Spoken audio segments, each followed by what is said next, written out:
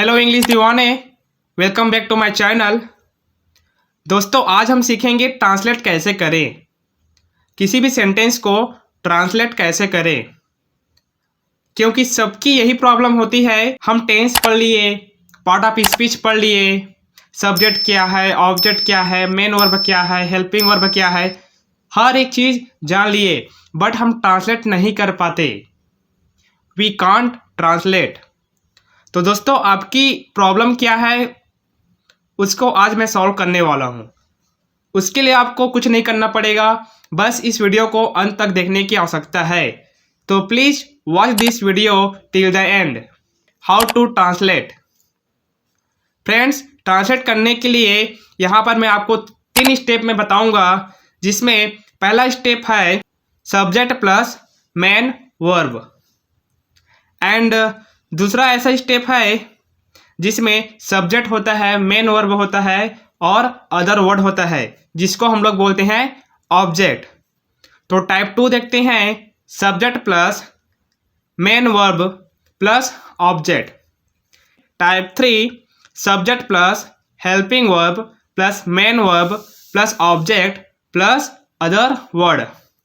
तो चलिए स्टेप 1 को हम फॉलो करते हैं और ट्रांसलेट करने की कोशिश करते हैं। पहला सेंटेंस है, मैं खाता हूँ। फ्रेंड्स, यहाँ पर हम पहला स्टेप देख रहे हैं टाइप 1 में, मैं खाता हूँ। तो देखिए दोस्तों, यहाँ पर मैं खाता हूँ, तो यहाँ पर पहला क्या है, सब्जेक्ट है। यहाँ पर क्या है, मैं, सब्जेक्ट, एंड खाता हूँ। तो काम कौन कर रहा है खाने का, मैं। तो सब्जेक्ट कौन हुआ, मैं, एंड मेन वर्ब क्या है, खाना। तो यहाँ पर क्या हुआ, पहला सब्जेक्ट एंड मेन वर्ब, जिसको हम पहले कैटेगरी में रखे हैं, टाइप 1 में रखे हैं। इस प्रकार के जितने भी सेंटेंसेस आते हैं, जैसे कि राम जाता है, हम खेलते हैं, मैं खाता हूँ, वह सोता है, वह पढ़ती है, जितने भी सेंटेंसेस आते हैं जिसमें सब्जेक्ट प्लस मेन वर्ब होता है, जिसको हम टाइप 1 में रखे हैं। तो चलिए इसको ट्रांसलेट करते हैं। इसके लिए हम सिर्फ कुछ नहीं करेंगे, बस जो मेन वर्ब है, जैसे कि यहाँ पर मैं खाता हूँ, तो मैं के लिए आई, एंड खाता हूँ के लिए ईट। तो इसका इंग्लिश क्या होगा, मैं खाता हूँ, आई ईट। आई होप दोस्तों आपको पहला स्टेप समझ में आ गया होगा कि ट्रांसलेट कैसे देखते हैं एंड ट्रांसलेट करने का तरीका क्या है। चलिए अब दूसरा स्टेप देखते हैं, टाइप 2 देखते हैं, जिसमें होता है सब्जेक्ट, मेन वर्ब और ऑब्जेक्ट। फ्रेंड्स, टाइप 2 में यहाँ पर मैंने एग्जांपल लिया है, मैं आम खाता हूँ। तो देखिए यहाँ पर पहला क्या है, मैं क्या है, यहाँ पर सब्जेक्ट, खाता हूँ क्या है, वर्ब, एंड आम क्या है, मैंगो क्या है, ऑब्जेक्ट। तो हिंदी में क्या होता है, पहला सब्जेक्ट होता है, ऑब्जेक्ट होता है, उसके बाद वर्ब।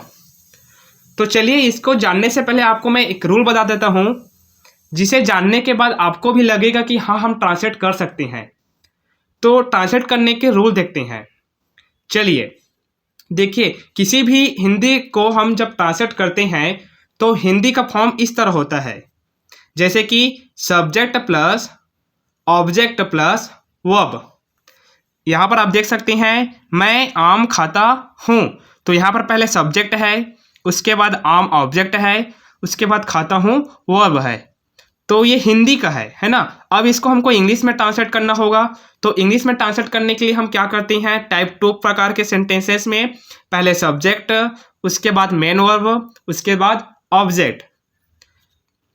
इसी प्रकार के आप एक से अधिक सेंटेंस को ट्रांसलेट करने की प्रैक्टिस करें, जैसे कि वह स्कूल जाता है, हम क्रिकेट खेलते हैं, हम इंग्लिश बोलते हैं। ऐसे आप एक से अधिक सेंटेंस की प्रैक्टिस करें। किस प्रकार से, टाइप 2 के प्रकार से, है ना। टाइप 1 तो क्लियर हो गया होगा, अब टाइप 2 देखते हैं। मैं आम खाता हूँ, तो मैं के लिए इंग्लिश क्या होगा, आई। अब देखिए, आई यहाँ पर सब्जेक्ट है, और इंग्लिश में क्या लेते हैं, सब्जेक्ट के बाद मेन वर्ब, उसके बाद ऑब्जेक्ट। हिंदी में subject plus object plus verb, परंतु हमको इंग्लिश में जब ट्रांसलेट करना होता है तो पहले हम सब्जेक्ट लेते हैं, उसके बाद V1 यानी कि वर्ब का फॉर्म लेते हैं जो टेंस के अकॉर्डिंग चेंज होते रहता है। उसके बाद ऑब्जेक्ट, ये टाइप 2 है दोस्तों। टाइप 2 में हम इस प्रकार के सेंटेंसेस को ट्रांसलेट करते हैं। तो मैं के लिए सब्जेक्ट है तो मैं के लिए आई हो गया। उसके बाद वर्ब क्या है, खाता हूँ, तो खाने के लिए ईट, आई ईट। अब मैं खाता हूँ, यहाँ तक ये पहला सेंटेंस हो गया टाइप 1 के प्रकार के, लेकिन इसमें ऑब्जेक्ट भी है कि आप क्या खाते हो उसको बता रहा है ना। तो क्या होगा, आई ईट मैंगो, मैं आम खाता हूँ, आई ईट मैंगो। आई होप कि आपको टाइप 1 और टाइप 2 प्रकार के सेंटेंस को ट्रांसलेट करने में अब आसानी होगी। चलिए अब देखते हैं टाइप 3, जिसमें होता है subject, helping verb, main verb, object and other word. Friends, आपने थंबनेल में देखा होगा कि हम 1 महीने से अंग्रेजी सीख रहे हैं। अब इसको हम ट्रांसलेट करने वाले हैं। तो फ्रेंड्स, इसको थोड़ा अच्छे से समझिए क्योंकि इसमें बहुत सारे ऐसे वर्ड्स होते हैं जिसको हम अरेंज नहीं कर पाते और हमारा ट्रांसलेट करने का तरीका पूरी तरह से गलत हो जाता है। तो उसी मिस्टेक को आज हम इस वीडियो में जानने वाले हैं कि हम मिस्टेक क्या करते हैं और मिस्टेक को कैसे हम सॉल्व करेंगे। तो चलिए अब देखते हैं टाइप 3 प्रकार के सेंटेंस को ट्रांसलेट कैसे करते हैं। इसके लिए सबसे पहले हमको सब्जेक्ट लेना होगा। तो सब्जेक्ट क्या है, वी यानी कि हम। अब देखिए हम टेंस में जाएंगे क्योंकि यहाँ पर एक समय से हो रहा है, तो हमको यहाँ पर टेंस के अकॉर्डिंग हेल्पिंग वर्ब को लेना है ना। तो हम 1 महीने से अंग्रेजी सीख रहे हैं, तो यह टेंस है प्रेजेंट परफेक्ट कंटिन्यूअस। तो इसका स्ट्रक्चर होता है subject plus helping verb plus verb में I N G plus object plus since for plus other object. इसलिए हम सबसे पहले क्या लेंगे, सब्जेक्ट, एंड इसके बाद सब्जेक्ट के अकॉर्डिंग इसका हेल्पिंग वर्ब लेंगे। तो इसका हेल्पिंग वर्ब हो जाएगा have been, we have been. अब हम क्या कर रहे हैं, सीख रहे हैं, है ना। तो we have been learning, we have been